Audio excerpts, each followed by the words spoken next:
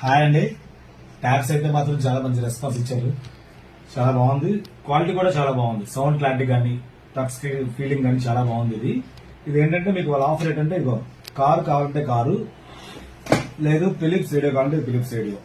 ఈ రెండింటిలో ఏదో ఒకటే వస్తుందండి. మీకు ఏది కావాలంటే డిసైడ్ చేసుకోవచ్చు.